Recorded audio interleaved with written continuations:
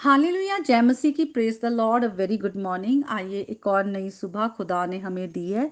हम प्रभु यीशु मसीह के चेले हैं। हम प्रभु यीशु मसीह के एम्बेसडर्स हैं। और वचन में लिखा है कि हमें मेल मिलाप की जो ये मिनिस्ट्री दी गई है, तो हमें औरों तक भी परमेश्वर के प्रेम को लेकर जाना है। क्योंकि पाप के कारण लोग परमेश्वर से दूर हुए हुए हैं, आपस में एक दूसरे से दूर हुए हुए हैं। आज अगर हम पूरे संसार में देखें, आसपास देखें, अपने घरों में भी देखें, लड़ाई झगड़े हैं और गुस्सा है। किसी भी तरह से लोग जल्दी क्रोध में आ जाते हैं, एक दूसरे की सहते नहीं है।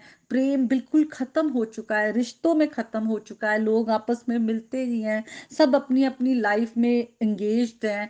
आजकल जो संसार की दूसरी चीजें हैं उस पर लोगों का ज्यादा लगाव है, रिश्तों की जो कमी सी होती जा रही है। लेकिन परमेश्वर ने सबसे बड़ी आज्ञा यही दी है कि हम परमेश्वर से और एक दूसरे से परमेश्वर के समान प्रेम रखें। जैसे उसने हमसे प्रेम किया, हमें माफ किया है और हम हमें एक्सेप्ट किया है, हमारे गुनाहों से हमें छुड़ाया है। तो हम भी दूसरों को प्रभु यीशु मसीह के साथ उनका मेल मिलाप कराएं, परमेश्वर के प्रेम के जो मैसेज को हम लोगों तक पहुंचाएं। और ये हमारी जिम्मेवारी है।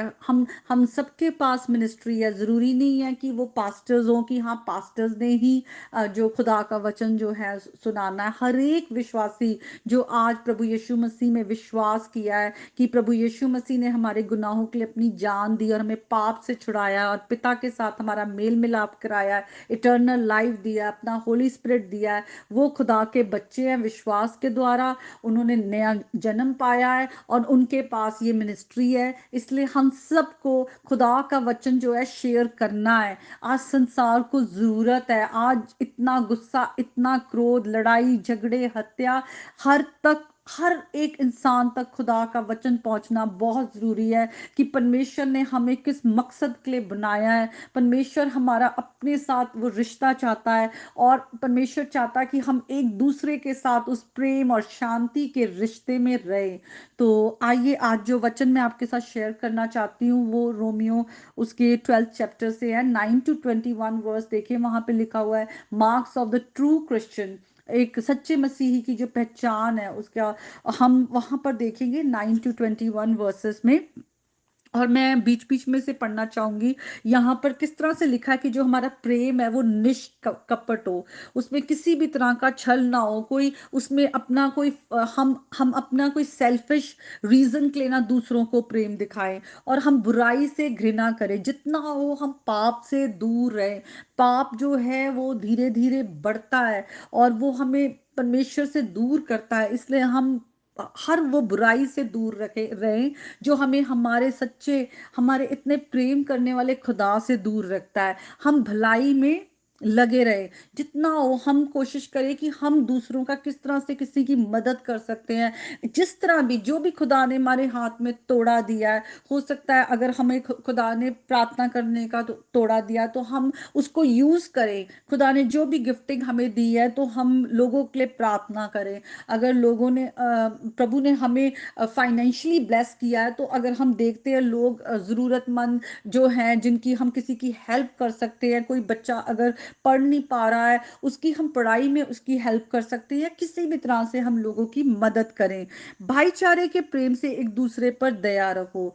अगर हम चाहते हैं कि दूसरे हमारी परिस्थिति में, अगर कोई बीमार है, परेशान है, ज़रूरत है, अगर दूसरे दया दिखाएं तो हमें भी दूसरों पर दया दिखानी चाहिए। और प्रभु ने हम पे पहले दया दिखाई है, उन्होंने हमसे पहले प्रेम किया है, नहीं तो हम तो पाप की वजह से नाश की ओर जा रहे थे।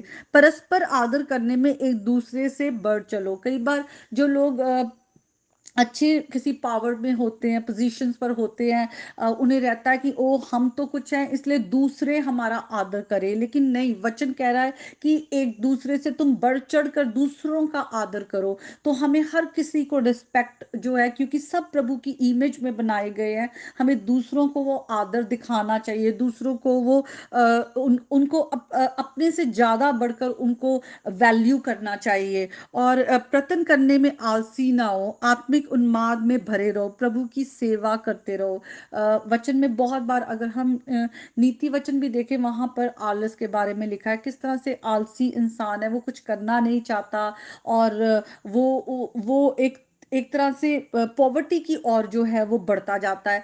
हमें हर हर काम जो कुछ खुदा ने हमारे हाथों में दिए हैं, जो भी गिफ्टिंग दी है, या हमें हमारे घर के लिए करना है, हमारे बच्चों के लिए, और हमारी मिनिस्ट्रीज में, चर्च में, जिस तरह भी हम पार्टिसिपेट करें और प्रभु के कामों को करने वाले हों जो खुदा ने हमें दिए हैं।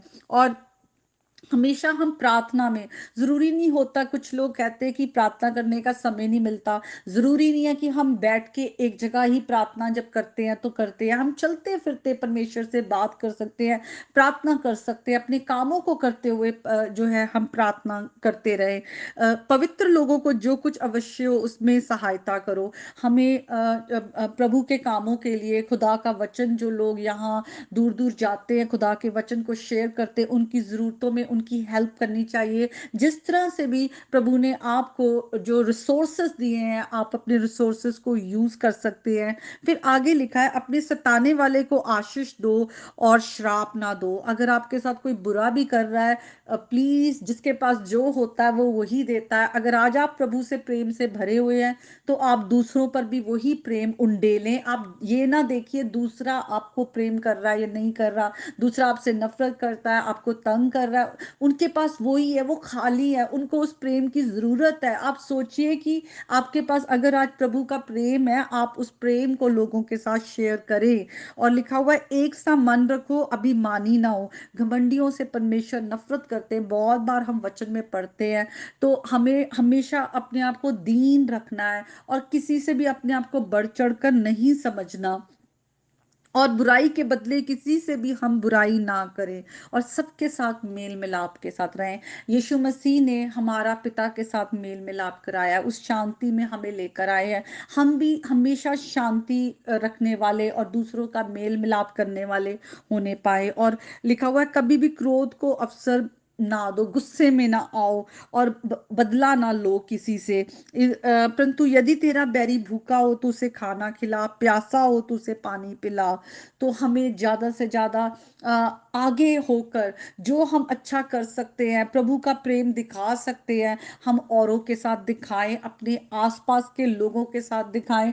लोगों की जो जो जरूरतमंद है उन तक पहुंचे, उनको हम मदद कर पाए किसी भी तरह से। और प्रभु को हमें प्रार्थना करनी चाहिए, प्रभु हमारे को, हमें वो यूजफुल, वो हमें वेसल बना, वो चैनल बना, हमारे द्वारा काम कर। हम तेरी लाइट को दूसरों तक पहुंचाने वाले हो।